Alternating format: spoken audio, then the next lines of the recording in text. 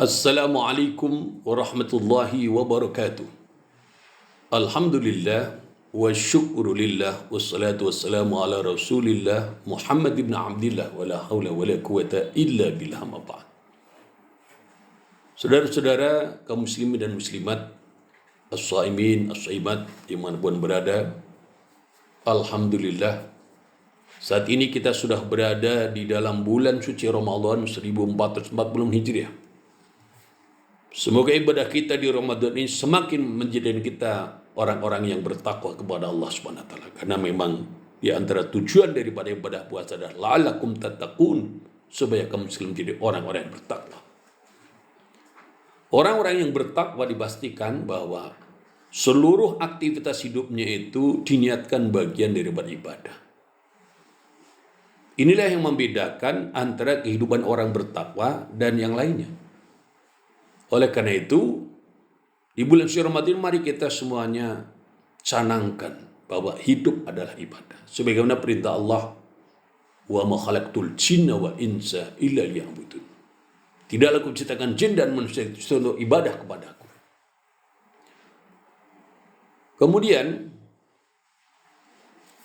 dalam rangka kita ibadah itu adalah yang sekarang ini kurang mendapatkan perhatian, yaitu ibadah dalam mengatur kehidupan kita berbangsa dan bernegara.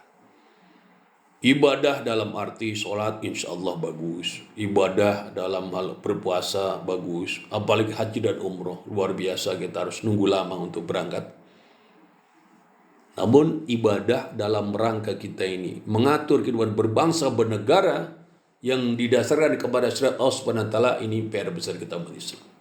Dan kalau kita mau merenung, kenapa setelah runtuhnya kepemimpinan Islam di akhir zaman ini sampai sekarang kita ini belum juga bangkit?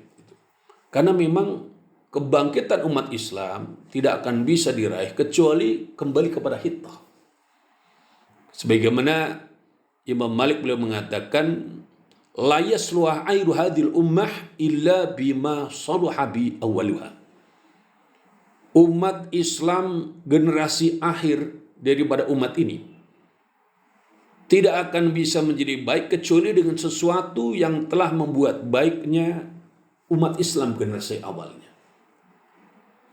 Umat Islam generasi awal, apa yang buat mereka itu diberi Allah Subhanahu wa taala kejayaan, kemuliaan, kegemilangan, karena memang hidupnya diniatkan bagian daripada ibadah. Memeluk Islam tentu karena niat ibadah. Hijrah juga karena niat ibadah. Dan ketika kemudian Rasulullah dan para sahabat menegakkan daulah Islam di Madinah, juga niatannya ibadah. Supaya pengabdian kepada Allah Subhanahu wa taala itu bisa kafah. Dan buahnya adalah sa'adatul darain, kebahagiaan, kemuliaan di dunia dan akhirat. Karena Islam memang seperti itu. Anak-anak kita yang belajar di madrasah, belajar kitab yang sangat dasar, Durusul Fiqh, disebutin di sana, Al-Islamu huwa ad-dinu alladhi ja'a bi sayyidina Muhammadun sallallahu alaihi wasallam li sa'adatil basyari fi ma'asib ma'adim. Islam adalah ajaran agama yang dibawa oleh junjungan kita Nabi Muhammad SAW untuk kebahagiaan manusia dalam hidupnya di dunia dan kembalinya nanti di akhirat. Kalau dalam hidup kita ini kita tidak dalam rangka niat ibadah, maka kita dipastikan merugi. Kenapa merugi? Karena kita umat Islam oleh Allah Subhanahu wa taala telah diberikan jalan hidup tersendiri. Jalan hidup yang kita senantiasa minta dalam salat, ihdinas siratal mustaqim. Tunjukkan kepada kami ya Allah jalan yang lurus, jalan istiqamah. Jalan apa itu? Siratal ladzina an'amta alaihim, yaitu jalan orang-orang yang telah berikan nikmat kepada mereka. Ghairil maghdubi alaihim, bukan jalan orang-orang yang engkau murkai, waladhdallin, dan bukan jalan orang-orang yang sesat. Jadi umat Islam ini oleh Allah Subhanahu wa taala telah diberikan jalan yang tersendiri kalau ingin mendapatkan keberhasilan, kesuksesan, kebahagiaan dunia dan akhirat. Kalau kemudian kita itu menempuh jalan yang lain, maka pertama, tujuan kita meraih dunia belum tentu tercapai, dan yang kedua, nilai ibadah jelas kita akan mendapatkan, bahkan kita terhitung bagian orang-orang yang maksiat kepada Allah Subhanahu wa taala. Naudzubillah min dzalik. Maka di bulan suci Ramadan ini, mari kita kembali, kita kaji dan kemudian kita amalkan, kita dakwahkan ajaran Islam itu, termasuk diantaranya adalah dalam hal siasat Islamnya. Jadi politik Islam yang kita ini, kalau kita amalkan maka menjadi bagian daripada ibadah. Seandainya pun sampai mati kita itu belum mencapai apa yang kita tuju, misalnya kita menginginkan tercapainya kehidupan yang adil, makmur, dan sejahtera, tapi insya Allah kita sudah dalam perjalanan ibadah. Tapi kalau kemudian kita meninggalkan sistem Islam, termasuk dalam berpolitik secara Islami, itu tujuan kita yang hendak meraih kejayaan dunia pun belum tentu tercapai, dan besar kemudian akan gagal. Yang tidak pasti adalah kita tidak sedang dalam ibadah, bahkan sedang maksiat kepada Allah Subhanahu wa taala. Karena sebagaimana kita sudah sering baca, Allah Ta'ala berfirman, wa ma lam yahkum bima anzalallah fa ulaika humul kafirun wa ma lam yahkum bima anzalallah fa ulaika humul zalimun wa ma lam yahkum bima anzalallah fa ulaika humul fasiqun.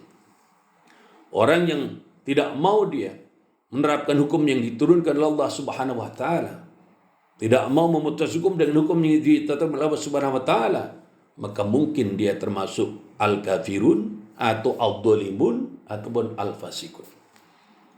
Ibarat kita melihat pada sisi yang paling rendah sekalipun, yaitu golongan fasik. Orang fasik pun Allah Ta'ala berfirman, wa ammaladina fasaku wa ma'wahumun nar. Adapun orang-orang fasik, maka tempatnya adalah di dalam nerakanya Allah Subhanahu wa taala. Naudzubillah min dzalik. Oleh karena itu, semoga bulan suci Ramadan mengantarkan kita untuk kembali bertekad. Memang kita mendakwahkan tentang kewajiban menerapkan Islam secara kafah, ataupun kewajiban kita untuk di dalam berpolitik benar dengan politik yang Islami, itu akan menghadapi tantangan-tantangan. Karena yang sekarang sedang menguasai dunia adalah sistem-sistem di luar itu. Kita sekarang dalam kungkungan kekuasaan sistem sekuler atau liberal, atau dalam hal ekonominya kapitalis dan sebagainya. Bahkan sebagian ada juga menggunakan sistem komunis dan sebagainya. Namun para sahabat sekalian, saudara-saudara kaum muslim muslimat, yang paling penting bagi kita sekarang adalah pastikan bahwa kita sedang ibadah. Keyakinan kita, pemikiran kita, ucapan kita, langkah hidup kita itu bagian dari ibadah. Lalu langkah realnya apa? Langkah realnya adalah sekarang kita kaji lebih mendalam lagi. Seperti apa itu yang namanya siasat Islamiyah, ya. Sistem politik Islam. Kemudian setelah kita pelajari, kemudian kita amalkan bagian yang sudah kita amalkan, yang sudah bisa amalkan, dan kita tekadkan yang belum kita bisa laksanakan. Memang ada sebagian kalau kita ini sudah kaji, ada yang kita bisa langsung terapkan, ya kita terapkan. Kalau yang belum bisa kita terapkan karena terbentur kepada keadaan misalnya belum memungkinkan, karena sistem yang sedang berkuasa tidak mengizinkannya, maka ya kita jadi tekadkan. Jadi bahasanya itu, kalau yang sudah bisa ya kita terapkan, yang belum bisa kita tekadkan. Karena memang di dalam agama itu Rasulullah bersabda, faman hamma biasanatin falam ya'malha kataballahu lahu tabarakahu hasanatan kamilah. Orang yang sudah punya tekad melaksanakan satu amal kebajikan lalu dia tidak mampu melaksanakannya, Allah tetapkan isinya satu kebajikan yang sempurna. Wa man hamma fa'amilaha, dan orang yang sudah punya tekad melaksanakan satu amal kebajikan lalu ia mampu mengamalkannya, maka baginya Allah Subhanahu wa taala berikan pahala 10 kali lipat, 700 kali lipat, bahkan kelipatan yang tak terhingga. Saudara-saudara kaum muslimin dan muslimat, seandainya kita sekarang ini sudah mau melaksanakan kehidupan secara kafah dalam Islam, maka alangkah indahnya. Seorang pemimpin misalnya, seorang pemimpin Islam, kalau dia sedang bertugas menjalankan tugas sebagai pemimpin, maka ia sedang ibadah. 24 jam dia ibadah, dan ibadahnya itu tidak tanggung-tanggung nilainya. Ada hadis yang sangat masyhur riwayat Imam Tobroni, ada juga yang dari Imam Ibnu Asakir. Rasulullah bersabda, "Yaumun min imamin adilin afdalu min ibadati sittina sana." Satu hari dari seorang pemimpin yang adil itu lebih utama daripada ibadah 60 tahun. Masya Allah. Seorang yang ia bertugas dalam kepemimpinan, yang dia jalankan dalam sistem yang diperintah oleh Allah Subhanahu wa taala, maka selain ia di dunia mendapatkan haknya, segala fasilitasnya sebagai seorang pemimpin, misalnya kalau zaman sekarang kita lihat kalau pemimpin yang tertinggi, ada kantornya, ya ada kendaraannya, ada pengawalan dan sebagainya, itu semua bagian-bagian yang ia dapatkan di dunia. Tapi lebih daripada itu adalah nilainya, bahwa seorang pemimpin yang adil itu, satu hari daripada seorang pemimpin adil lebih utama daripada ibadah 60 tahun. Atau dalam hari riwayat disebutkan, adlu yaumin wahidin afdalu min ibadati sittina sana. Keadilan satu hari, atau keadilan hari yang satu, atau keadilan yang satu hari aja, itu lebih utama daripada ibadah 60 tahun. Masya Allah.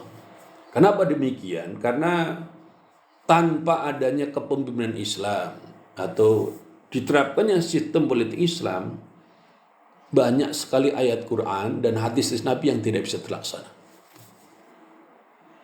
Contoh misalnya zaman sekarang ini, orang-orang awam itu pada umumnya kurang pati ngerti perintah Allah. Yang mereka tahu itu perintah pemerintah. Contoh misalnya, membayar zakat, walaupun 2,5%, banyak yang belum sadar membayarnya. Tapi kalau membayar pajak, walaupun 12%, orang tidak ada yang kemudian meninggalkannya. Karena itu sebuah sistem. Nah, ini contoh betapa dahsyatnya ya, kekuatan kepemimpinan, kekuatan politik. Seandainya sekarang ini kemudian para pemimpin kita dengan perangkat pemerintahnya itu diberikan oleh Allah Subhanahu wa taala hidayah dan taufik, sehingga yang diterapkan adalah sistem politik yang islami, yang berdasar kepada tuntunan Allah Subhanahu wa taala dan Rasulnya, yang diterangkan oleh para ulama dalam kitab-kitabnya, yang walaupun itu Islam sesungguhnya kalau diterapkan akan menjadi jalan kesejahteraan dan kebahagiaan seluruh umat manusia. Sebagaimana tadi kita sebutkan di awal pembicaraan kita ini, bahwa al-Islamu wa dinul ladzi ja'a bi sidr Muhammadun sallallahu alaihi wasallam li sa'adatil basyari fi ma'asi wa ma'adi. Islam adalah ajaran agama yang dibawa junjungan di besar Muhammad sallallahu alaihi wasallam untuk kebahagiaan manusia dalam hidup dunia sampai dengan kembalinya di akhirat.